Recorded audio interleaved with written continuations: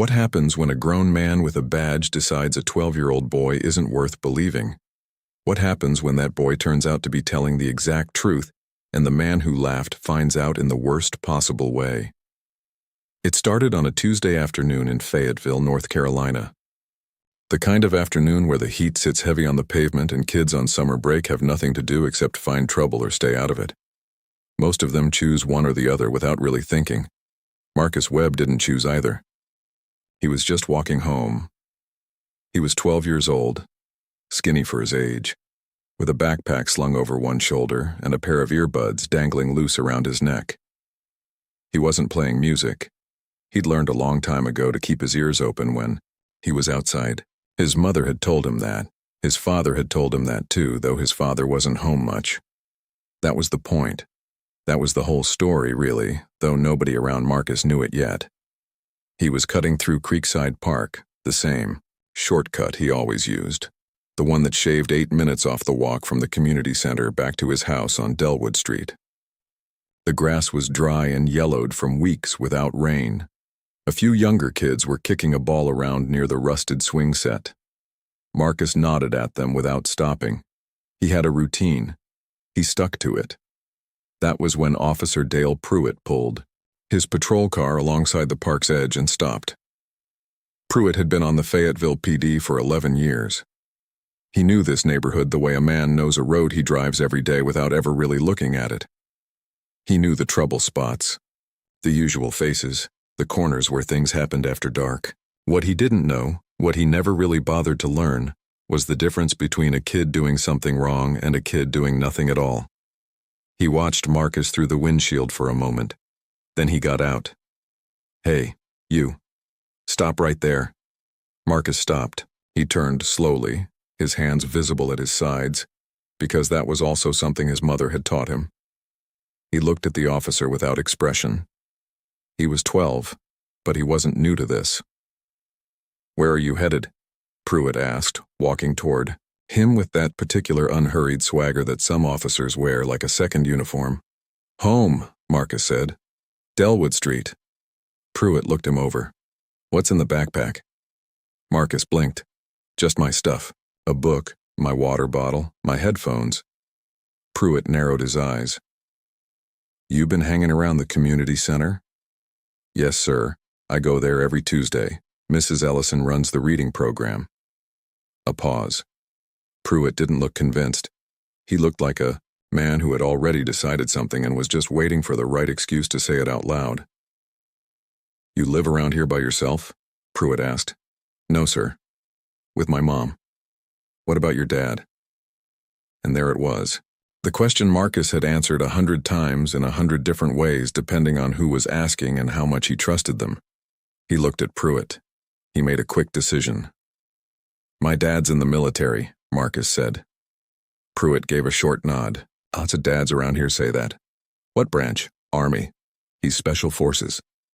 Something shifted in Pruitt's face. Not all the way. Not into outright mockery, but close enough that Marcus could feel it. A small loosening at the corners of the mouth. A flicker behind the eyes. "Special Forces," Pruitt repeated. "That right?" "Yes, sir." Pruitt let out a low sound. That wasn't quite a laugh, but wasn't anything else either. He crossed his arms. "Special Forces." "Sure, son. And I'm a Navy SEAL on the weekends. You got any ID on you? A library card, a school ID, anything?" Marcus reached into the front pocket of his backpack and pulled out his school ID from Jefferson Middle. He handed it over. Pruitt looked at it. Marcus Antonio Webb. He looked up. "Your mama home right now?" "She's at work. So you're walking through the park alone. No adult supervision." "I'm 12, Marcus said evenly. "I walk home by myself every day." Pruitt handed back the ID. "I'm going to need you to come with me so we can verify your address. Standard procedure for a minor out alone." Marcus's jaw tightened. He wasn't under arrest. He hadn't done anything wrong. He knew that. But he also knew how fast a situation like this could tip sideways, and his mother had drilled into him the importance of staying calm, staying cooperative, not giving anyone a reason to escalate. So he swallowed the frustration burning in his chest and said, "Okay." He got into the back of the patrol car. Pruitt drove him 3 blocks to the local substation, a squat beige building with a flag out front that snapped in the dry afternoon wind. He walked Marcus inside and sat him down, in a plastic chair near the front desk. The officer behind the desk, a younger woman named Officer Tamara Reyes, glanced up and then glanced at Marcus, her expression asking a question she didn't say out loud. "Kid says he lives on Delwood," Pruitt said, settling into his own chair. "Needs verification, mom's at work." Reyes looked at Marcus. "What's your mom's name and number?" Marcus gave it to her. She dialed. He watched her expression change as she spoke to his mother, watched the nod, the okay, the slight softening. She hung up. "Mom confirmed," she said to Pruitt. "She's at work, at Regional Medical. Confirms the boy walks this route every Tuesday." Pruitt shrugged. "Fine. We'll wait till she gets off to release him." Marcus looked up. "That's not until 7 o'clock. Pruitt leaned back in his chair. "Then you'll have a nice, air-conditioned afternoon, won't you?" There was nothing Marcus could do. He sat. Reyes brought him a cup of water and gave him a look that said she wasn't entirely comfortable with this, but wasn't willing to push back on it directly. Marcus understood that too. He was 12, and he understood more about how the world worked than any 12-year-old should have to. He sat in that plastic chair and he waited. But what Pruitt didn't know, what nobody in that substation could have guessed in that moment, was that on the other side of the country, something had just changed. And it was heading back to Fayetteville fast. Marcus's mother, Dr. Camille Webb, was a charge nurse at Regional Medical Center. She was also, in the words of everyone who knew her, a woman who did not play when it came to her son. When she got the call from the substation, she thanked Officer Reyes calmly, hung up the phone, and immediately called 2 people. First, her supervisor to arrange an early handoff of her remaining patients. Second, a number she kept saved under the name that made her heart steady just to see on the screen. Marcus's father. Master Sergeant Elijah Webb had been on U.S. soil for exactly 4 days. He had come back from a classified deployment overseas, the kind where the families don't know the location and the soldiers don't talk about what they did there when they return. He was supposed to have another week of decompression time at Fort Bragg before he drove home to surprise his family. He had not yet told Camille or Marcus he was back. That was going to be the surprise. When his phone rang and he saw her name, he picked up immediately. "Camille, everything okay?" Her voice was steady but tight. "Eli, they've got Marcus at a police substation on Henderson Road. An officer picked him up in the park for walking home. I've confirmed with them who he is. They're holding him until I get off work. I'm leaving now, but I thought you should know." A pause. Very brief. "I'll be there in 12 minutes. He was there in 9. Nobody at the substation saw him coming. There was no dramatic announcement, no phone call ahead of time. One moment the front door was closed, and the next moment it opened, and Master Sergeant Elijah Webb walked in. He was not in civilian clothes. He had been at Fort Bragg for a routine debrief session when Camille called, and he had come directly from there. He wore his full Army combat uniform. His rank was on his chest.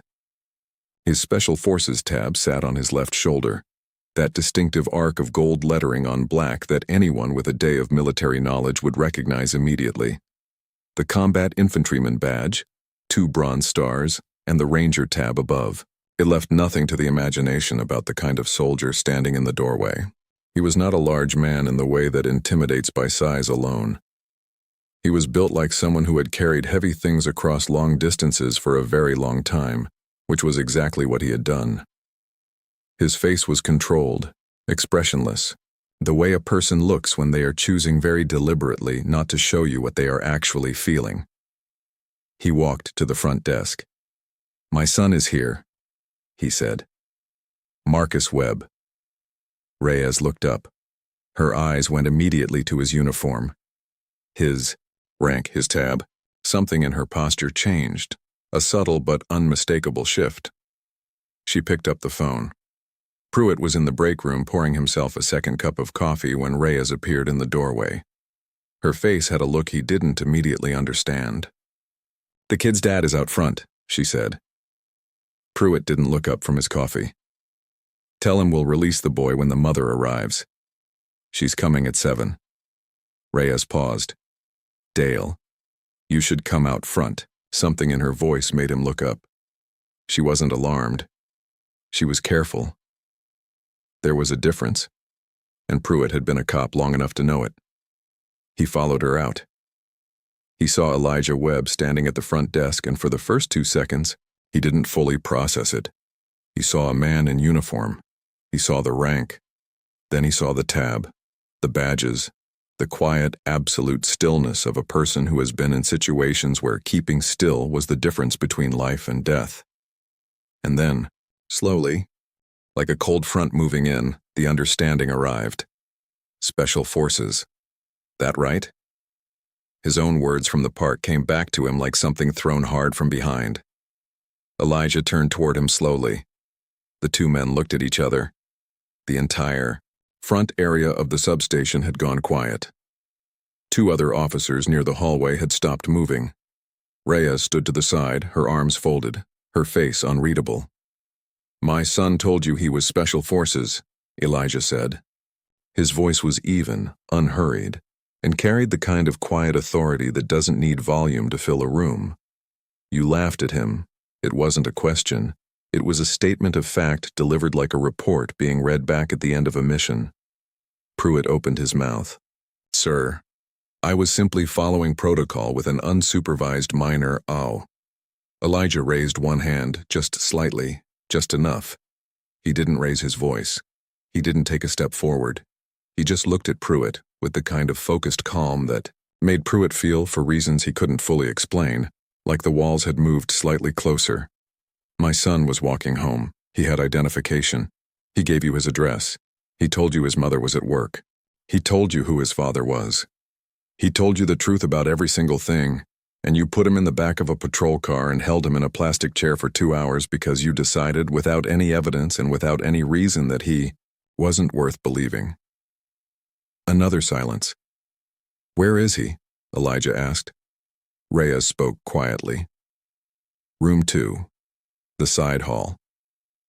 Elijah nodded once and walked past both of them. When he pushed open the door to room 2, Marcus was sitting in the same plastic chair, his backpack on the floor beside him, his school ID still sitting on the table where someone had left it. He was reading a paperback book because that was what Marcus did when the world disappointed him. He read. He looked up. For a moment, neither of them spoke. The boy's face went through something complicated, a mix of surprise and relief and something that looked dangerously close to tears, though Marcus was the kind of kid who would hold those back until he was somewhere private. "Dad," he said. He hadn't known his father was even in the country. Elijah crossed the room in 3 steps, and he pulled his son into a hug that Marcus would remember for the rest of his life. Not because it was long, or because anything dramatic was said, because his father's arms were solid and certain and told him without words that he was believed, that he had always been believed, and that what happened today was not about anything Marcus had done or been or said. It was about something else entirely, and it was going to be addressed. Elijah picked up the school ID from the table and handed it to Marcus. "Put that away," he said. Marcus tucked it into his backpack and stood. They walked out together. Pruitt was still in the front area when they emerged. He had not moved, which said something about him, because the easier choice would have been to disappear into the break room and let someone else handle the aftermath. He stood there with his arms at his sides, his coffee forgotten somewhere behind him, his expression doing that thing faces do when pride and the beginning of shame are fighting each other for territory. Marcus looked at him. Pruitt looked back. There was a moment where the boy's eyes said everything they needed to say without a single word, which was a skill, it turned out, he had learned directly from his father. Elijah did not linger. He did not make a scene. He did not raise his voice or demand apologies in the middle of the lobby. He placed his hand briefly on Marcus's shoulder, guiding him toward the door. Then he stopped and turned back to Pruitt. "One final time. I would encourage you," Elijah said quietly, "to think about the story you told yourself today. About what you saw when you looked at my son, and what you decided before he ever opened his mouth. Because whatever you told yourself was wrong, and you owe him better than that." He turned and walked out. Marcus walked beside him. The door swung shut behind them. Outside, the afternoon heat was still pressing down on everything. Marcus squinted in the sunlight. His father's Army-issued vehicle was parked directly in front of the substation, and for the first time Marcus let out a long breath, the kind that carries everything that's been held tight for hours. "You're home early, Marcus," said. Elijah looked at him. Was going to be a surprise. Marcus almost smiled, some surprise. They drove home. Camille arrived 12 minutes after they did, still in her nursing scrubs, and when she walked in and saw Elijah standing in the kitchen, she stopped in the doorway and covered her mouth with her hand.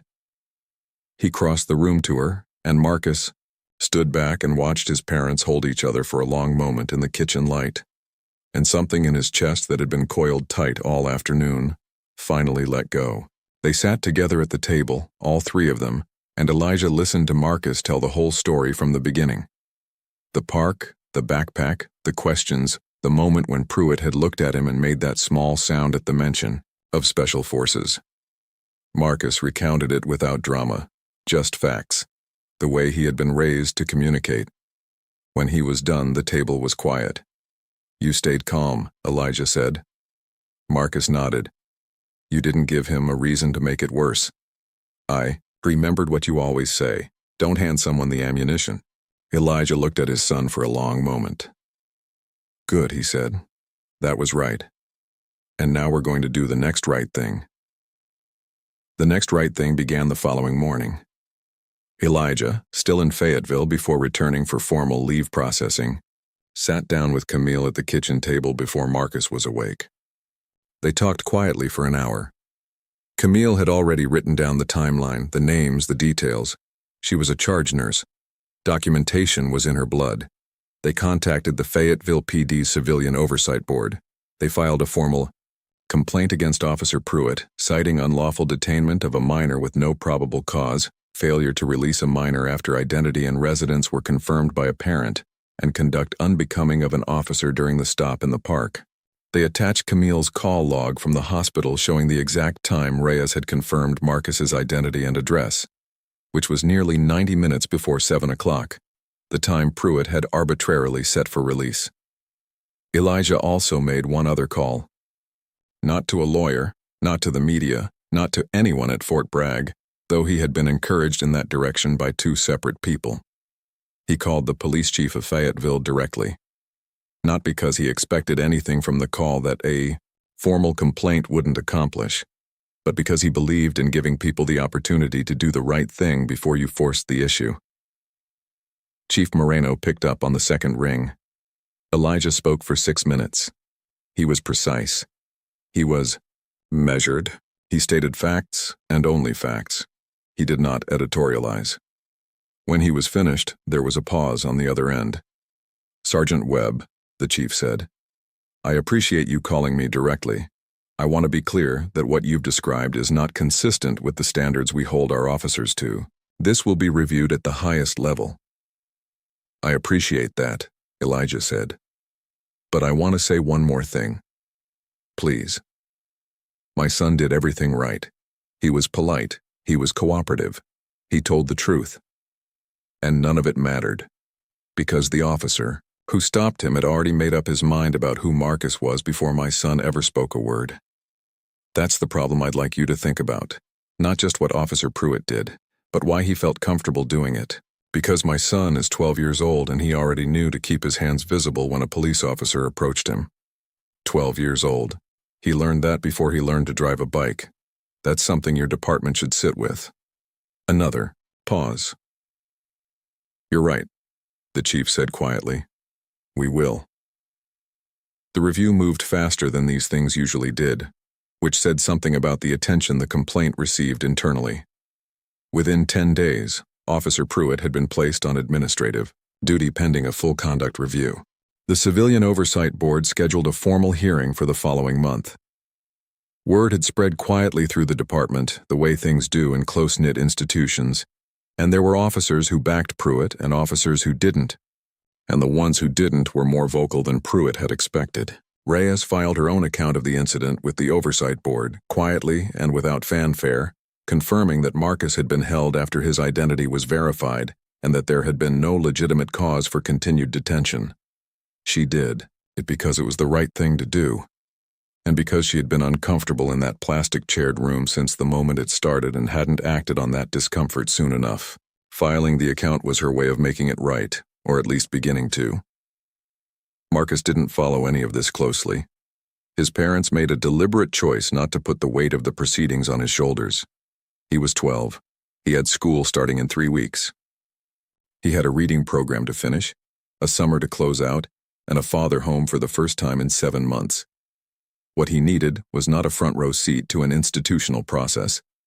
What he needed was to be a kid. So that was what he was. He and his father spent those weeks doing ordinary things, the kind of ordinary that feels extraordinary when you've been missing it. They threw a ball in the backyard. They drove out to the lake twice. Elijah helped Marcus finish building a model he had started and abandoned in February, a detailed replica of a B-17 bomber that now sat on the shelf above his desk with more patience and precision than Marcus could have managed alone. One evening, sitting on the back porch as the heat finally started to lift around 9 o'clock, Marcus looked over at his father and asked something he had been holding for a while. When he laughed, Marcus said, "At the park, when I said you were Special Forces." I saw it on his face. He had already decided I was lying. Elijah was quiet for a moment. He looked at the sky, the first stars showing up at the edge of the dark. "People do that," he said. "They look at you and they write a story before they know a single true thing. It says something about them. Nothing about you." "It didn't feel like nothing," Marcus said. "I know." He paused. "It never does, and I'm not going to tell you it shouldn't hurt because it should. What's wrong should feel wrong. But the question is what you do with it. Do you carry it in a way that shrinks you? Or do you carry it in a way that makes you harder to miss?" Marcus thought about that for a while. "I stayed calm," he said. "You did." He was trying to get me to react. Yes, he was. I didn't give him the ammunition. Elijah looked at his son. "That's not small, Marcus. A lot of grown men can't do that." The back porch light flickered once, then steadied. Somewhere down the street, a neighbor's dog barked and then went quiet. "Dad?" Marcus said. "Yeah." "Does it ever stop? The way people look at you before they know you?" Elijah exhaled slowly. "Honest answer? Yeah. Not completely. But it changes, because you change. You get clearer about who you are, and that clarity starts to come off you in a way people can feel even when they don't want to feel it. And eventually you stop waiting for them to see you correctly. You just stay true and let the truth do the work, like it did with you at the station." Elijah nodded, like it always does. Eventually. The hearing before the Civilian Oversight Board took place on a Thursday morning in a beige conference room on the second floor of Fayetteville's municipal building. Officer Pruitt sat on one side of the table, with union representation. Elijah and Camille Webb sat on the other, Camille in her best blazer, Elijah in his dress uniform because he had decided, very deliberately, that this was a day for clarity. Marcus was not there. This was not his room to be in. His parents handled it. The board reviewed the call logs, reviewed Reyes's written account, reviewed the timeline of detention against the timeline of identity confirmation. They asked Pruitt pointed questions, which he answered with the careful language of a man who had been coached but was not comfortable with the story he was being asked to tell.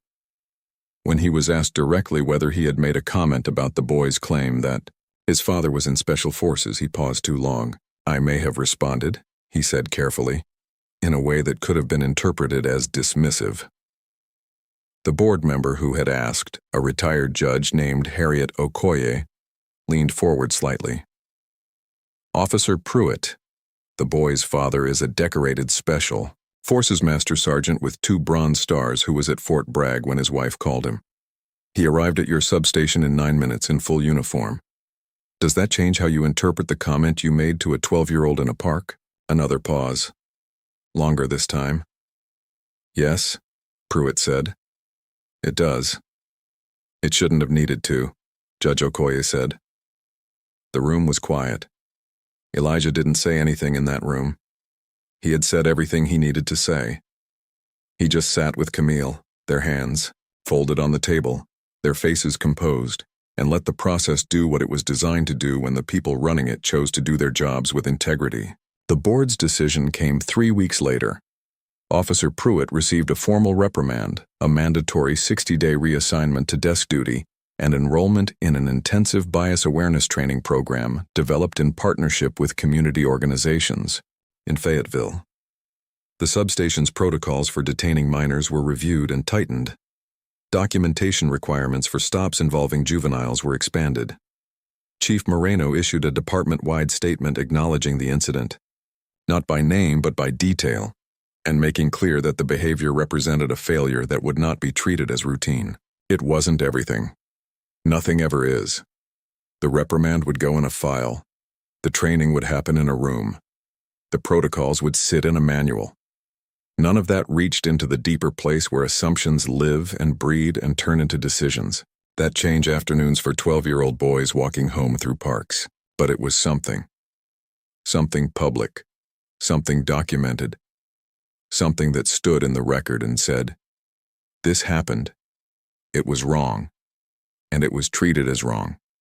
That matters. Even when it doesn't feel like enough, it matters." Elijah went back to Fort Bragg at the end of his leave. The morning he left, Marcus walked him to the car. They stood in the driveway in the early light, the neighborhood still mostly quiet, a mockingbird going through its entire catalog somewhere in the oak tree at the edge of the yard. "You know what I'm proud of?" Elijah said. Marcus waited. "I'm proud that you told him the truth, even when he laughed. You didn't take it back. You didn't change your story. You just told him who your father was and you let him be wrong about it." Marcus was quiet for a moment. "It felt stupid," he said, saying it when he was already looking at me like that. "Most true things feel stupid when the room isn't ready to hear them," Elijah said. "Say them anyway." He hugged his son one more time, got in the car, and drove down Delwood Street. Marcus stood in the driveway and watched until the car turned and disappeared. He stood there for another minute in the early morning quiet. Then he picked up his backpack from the porch steps, checked that his earbuds were in his pocket, and started down the sidewalk toward the community center. The reading program was meeting this morning. Mrs. Ellison had a new set of books she wanted to go through with the group. Marcus walked the same route through Creekside Park, the same shortcut, the one that shaved 8 minutes off the trip. The grass was still dry and yellowed at the edges. The swing set was empty this early. The air smelled like cut grass and coming heat. He walked through the park and came out the other side. He kept walking, and every step he took, he walked like someone who knew exactly who he was and exactly where he was going, because that was what his father had left him with. Not protection from a world that would sometimes get things wrong, not a guarantee that the next officer or the next classroom or the next room in his life would see him clearly, just the certainty of himself, just the truth. Standing firm, waiting for the world to catch up. Let this story be a reminder. A badge can open a door, but it cannot open a mind. Rank and privilege and the weight of authority mean nothing if they are used to silence the truth rather than protect it. The boy in the park wasn't asking for special treatment. He wasn't asking to be celebrated. He was asking to be believed. And when you laugh at someone's truth before you've checked a single fact, you are not practicing authority. You are practicing fear, and fear wearing a badge is the most dangerous thing on a quiet Tuesday afternoon. See the person standing in front of you. Ask the question before you form the answer. And if a 12-year-old boy tells you his father, his special forces, consider just for a moment that he might simply be telling you the truth.